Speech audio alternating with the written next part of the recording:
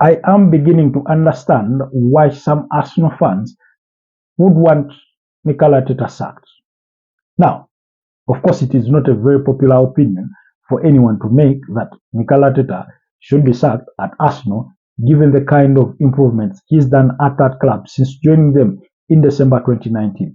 We've all spoken about the improvements he's done, the kind of squad he's built, the competition he's tried to offer in a Pep Guardiola dominated era. Anyways, welcome back to the Football Tribe UG channel. Robert Kesakos is your usual suspect. Now, in the aftermath of a 1-1 draw between Arsenal and Fulham over the weekend, during which Arsenal had a potential winning goal cancelled out due to offside, a lot of Arsenal fans have come out to criticize the manager, Mikel Arteta, rightfully so, just as much as they have criticized some of their players, some of those including Alexander Zinchenko, who, to my surprise, after featuring in 1.25 games, was again ruled out through injury. I mean, he may as well join the squad of team doctors at the club because he spends more time with them than he does spend on the pitch. And then they do highlight Gabriel Jesus. I mean, I think the kind of squad that Arsenal are have gone beyond Gabriel Jesus. I think that knee injury that he did struggle with last season, yeah, it's time to call it quits with Arsenal. It's time for the two parties to part ways. I honestly believe so because, I mean, he was brought on as one of the game changers and there was nothing to show for it. Not that Arsenal were having a good day in office, but when you're having a bad day, every title winning team has that player or that crop of players that they look on to say, okay, this game is failing, come and tweak things here and get us a result. It's not Gabriel Jesus. That he is not. Of course, some fans are growing out of patience with the likes of Jorginho. I wasn't impressed personally with his performance. It wasn't that bad, but it wasn't impressive either, if you get what I mean. But the most frustrating bit for most Arsenal fans, and perhaps rightfully so, like I put it, is Mikel Arteta's overthinking of the game. Now, here's why. In the absence of Ricardo Carafiori and Gabriel and Alexander Zinchenko, he opted to switch Jurriën Timber from right back to left back and then played Thomas Partey at right back. Of course, the centre back being of William Saliba and Jakub Kiwior. And at the center of the midfield was Jorginho, Declan Rice, and Martin Odegaard. Then on the flanks, we had Leandro Trossard, Kai Havertz, and Bukayo Saka. Now, why are Arsenal fans up in arms and frustrated is that particular change, taking Timber from right back to left back just so that he can fit Thomas Partey. Now, it doesn't make much sense for a manager who has Kieran Tierney, a fully known right back, a decent one, by the way, I mentioned, available for selection. I mean, he's made to the bench for the last 3 or 4 games prior to the Fulham game. So, he could have been eligible to start that game. He was eligible to start that game. I do understand that he hasn't really kicked a ball in competitive football since the Euros when he suffered that bad injury while featuring for Scotland. But, I mean, you're in injury crisis.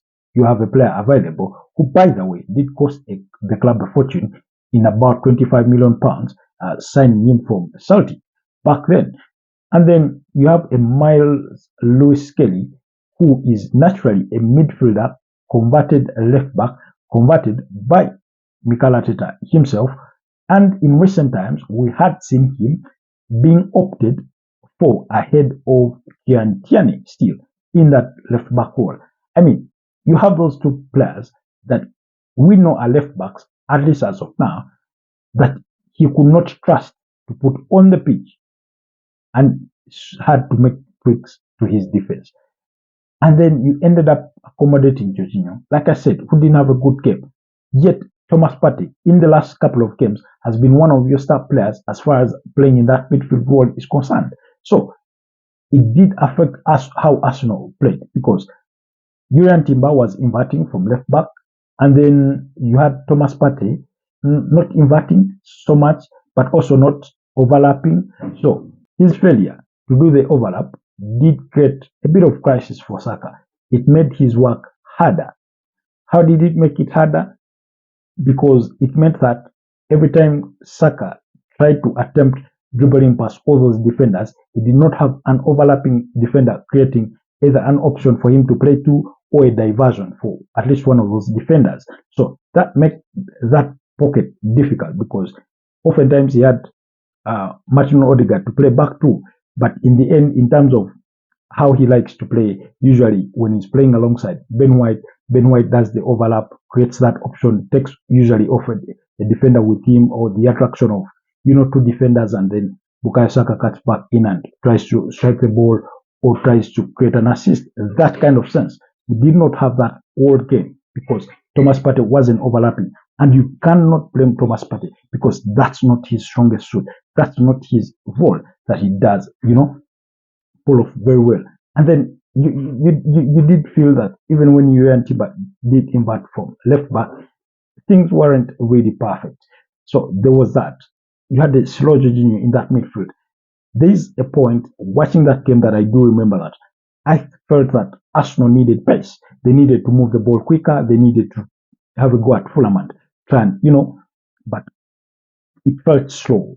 It felt slow. It gave Fulham oftentimes a bit of time to, reassemble and reorganize and that kind of thing. So Mikel Arteta will have only himself to blame for dropping 2 points on a weekend when Liverpool had not played because their game had been postponed against Everton due to the strong winds that were down in Merseyside, and on the weekend that Man City had dropped 2 points. At least by the time Arsenal played, they knew that Man City had shared the spoils in a 2-2 draw with Crystal Palace. Now, so they lost a huge opportunity. But also, they knew that Chelsea were playing Spurs later. Chelsea were playing a horrible Spurs. So they knew that Chelsea's chances of winning that game after all the bad results and the missed opportunity for Liverpool in postponement was enough encouragement for Chelsea to go for that game. They lost all that. For a team that wants to say they are title contenders, they're not doing much to show those signs that they are title contenders because this was the weekend they loved the leverage on some of those opportunities. For all the bad spell that Man City have had, guess what? Arsenal is only ahead of them by what? 2 points? Yeah, just 2 points. And we're talking about a Man City side that has won one game in the last 6 Premier League outings, losing 4 and drawing 1. So clearly, one would wonder what have Arsenal been doing all along. But here's what they've been doing. They had problems of their own. They had slip-ups. They had to struggle with so many injuries. But we do understand teams do struggle with injuries.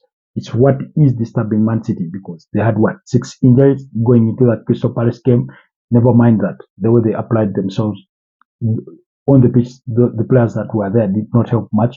But we do know that injuries do cost teams. They are costed Manchester United last season because they were having so many players out injured. It's happened to Arsenal at the start of this campaign.